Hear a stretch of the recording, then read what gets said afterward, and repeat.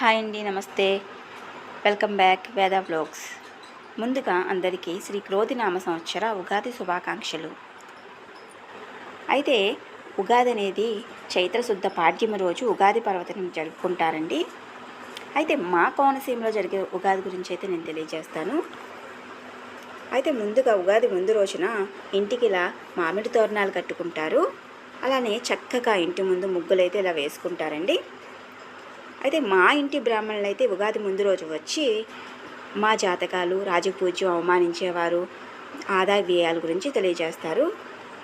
అలానే ఉగాది రోజున ఎవరైతే ఇంటి యజమాని ఉంటారో ఆయన తలస్నానం చేసి తెల్లవారుజామున కొత్త బట్టలు ధరించి పొలంలో వెళ్ళి ఒక కొబ్బరికాయ కొట్టి వస్తారండి. అంటే పాడి పంటలు చక్కగా ఉంటాయని చెప్పేసి అలా చేస్తారు. అలానే ప్రొద్దుటే షడ్రుచుల ఉగాది పచ్చడిని తయారు చేసి అమ్మవారికి నైవేద్యం పెట్టి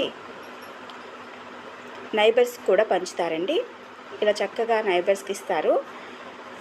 అలానే గుడిలో పంచాంగ శ్రవణం చేసిన తర్వాత పంచాంగాలను కూడా పంచుతారు. అయితే ఈ షడ్రుచుల ఉగాది అనేది సుఖదుఖాలకు సంబంధించి ఉంటుందండి. అన్నీ ఉంటాయి మన జీవితంలో. సుఖం వచ్చినప్పుడు గుండెలు చరుచుకుని వెర్రవేయకూడదు. అలాగే దుఃఖం వచ్చినప్పుడు పాతాళంలో కుంగిపోవడం, ఈ రెండింటినీ సమతుల్యంగా బ్యాలెన్స్ చేసుకుంటూ ఉండాలి.